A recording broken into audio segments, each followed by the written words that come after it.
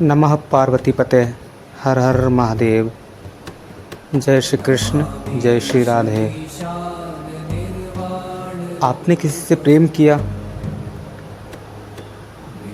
इतना प्रेम किया कि खुद की भी सुध बुध आपको नहीं रही, और परिणाम क्या मिला? अगला व्यक्ति आपको छोड़कर चला गया। बहुत सारे एक्सपीरियंस मुझे मिले और लोगों की बातों को मैंने सुना, और मेरा भी खुद का कुछ एक एक्सपीरियंस यदि है तो कुछ ऐसा ही है। मुझे लगा कि आप सभी को एक संदेश मैं दे सकता हूँ। मैं ये बता सकता हूँ कि इस दौर से, इस दर्द से कैसे बाहर निकल सकते हो आप। एक कहावत सुनी होगी ना आपने कि जिसका दर्द वही जाने, जो जाने वही माने। तो भक्तों, प्रिय मित्रों, सबसे पहली बात मैं आपको बता दूं कि वास्तविक में इस संसार में 99.99% जो भी है आपसे कोई प्रेम ही नहीं करता। यहाँ लोग जाति में, धर्म में, रोजगार में यहीं उलझे रह जाते हैं, और 0.0001% जो लोग कुछ ऐसे होते हैं वो आपसे प्रेम करते हैं। एक बात ध्यान हमेशा रखना कि जो वादे और जो कस्में होते हैं ना, वो रिलेशन के दौरान ही मान्य होते हैं, अन्यथा रिलेशन जब ख़त्म हो जाता है तो उसके बाद कुछ नहीं रहता। ठीक है?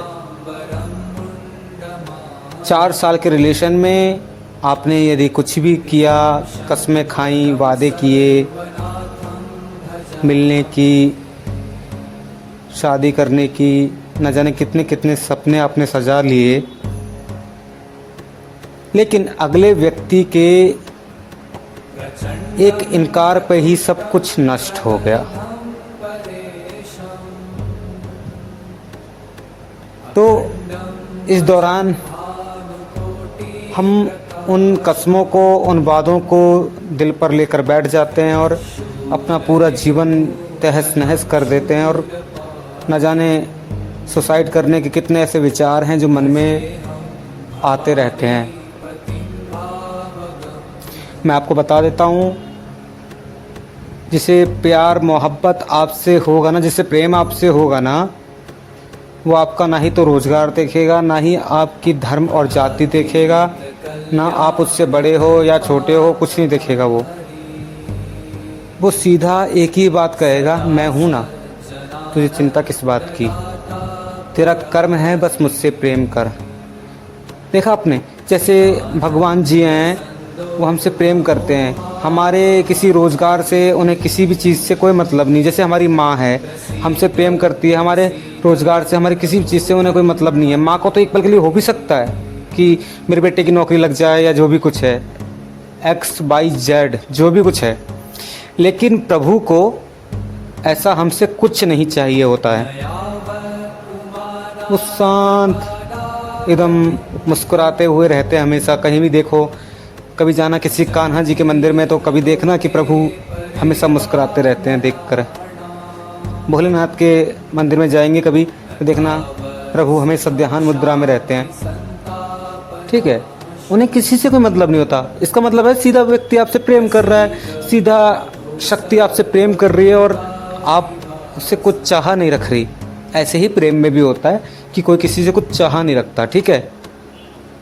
ये घर वाले नहीं मान रहे, या फिर जो भी, देखो सबसे बड़ी बात बता दूं आपको, शुरू में तो ये कहा जाता है कि घर वाले मान जाएंगे या फिर हम मना लेंगे।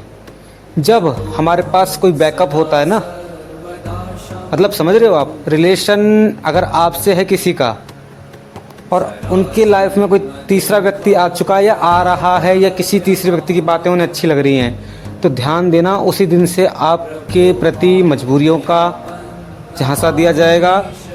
सच्चाई तो ये है कि घर वाले भगवान के समान होते हैं और घर वालों को मनाया भी जाता है। अगर जो नहीं मना पा रहा तो सोचिए वो आपके साथ कैसे अपने प्रेम सफ़र में, प्रेम यात्रा में कैसे आपके साथ आगे चल सकता है, और क्या गारंटी है इसकी कि वो आपका हाथ थामे रखेगा और किसी भी दलदल में नहीं फंसने देगा। जिसने आपके होने पर भी तीसरे व्यक्ति का चुनाव कर लिया, जो आपके मना करने पर उल्टे काम कर रहा है, वो आपको किस तरह से फिर रिजर्व कर पाएगा? कुछ नहीं कर पाएगा ना। वो तो समझ लीजिए कि एक सपना था, बुरा सा टूट गया, ठीक है।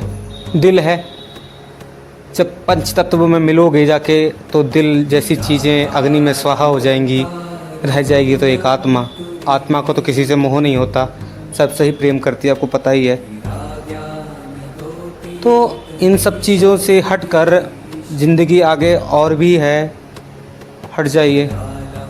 मैं समझ सकता हूँ कि आपको दुख है, आपको धोखा मिला है, आपको समझने वाला कोई नहीं है, आपके पार्टनर ने आपको इग्नोर कर दिया है।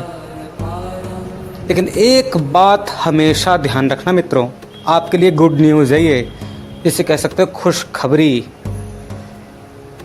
एक ऐसी खबर, ऐसी समाचार है आपके लिए ये कि आप सुनकर खुश हो जाएंगे।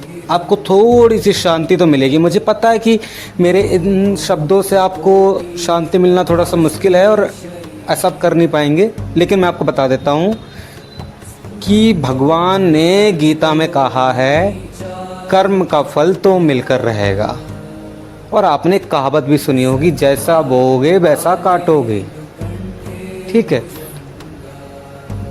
तो एक ना एक दिन उन्हें, जिसने आपके साथ ऐसा गलत कार्य किया है, जिसने आपकी आत्मा को छिन्न भिन्न कर दिया, जिसने आपके जीवन को तहस नहस कर दिया, ये लिख लीजिए, कहीं भी लिख लीजिए, कहीं भी लिख लीजिए। मैं अपने प्रभु के चरणों का ध्यान करते हुए कहूँ तो ये बात सत्य है बिल्कुल, कि उन्हें इस चीज़ का पछतावा भी होगा, उन्हें इस चीज़ का रिग्रेट भी होगा, और वो कितना भी बच लें, कितनी भी कोशिश कर लें, जब भगवान की मार पड़ती है ना मित्रों, तो कोई नहीं बचाने वाला होता।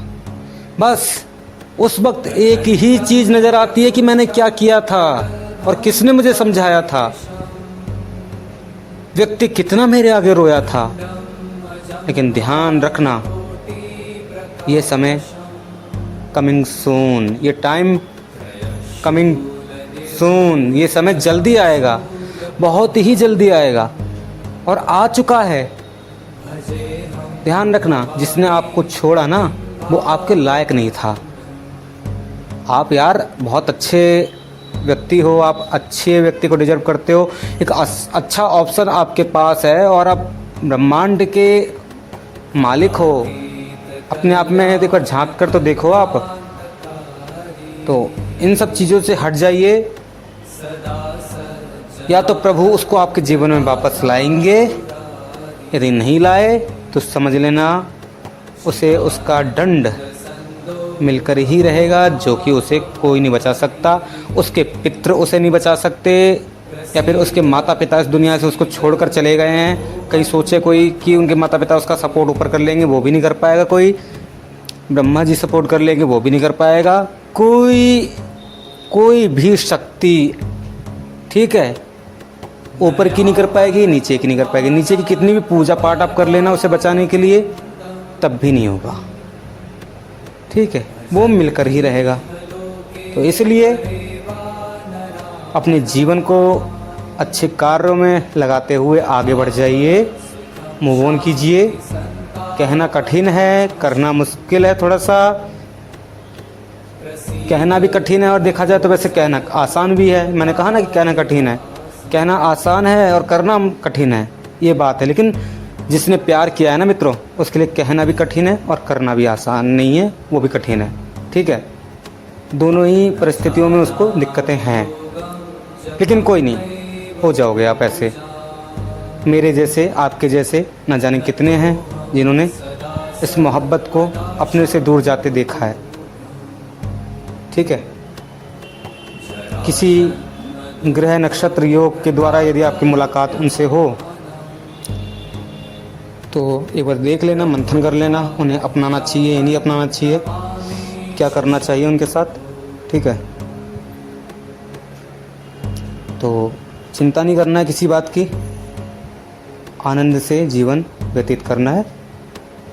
ठीक है, किसी प्रकार की कोई समस्या है मुझसे आप बात कर सकते हैं, अपनी समस्या शेयर कर सकते हैं। मैं कोशिश करूंगा कि आपकी समस्या सुनूं और आपको अच्छे सुझाव दूं।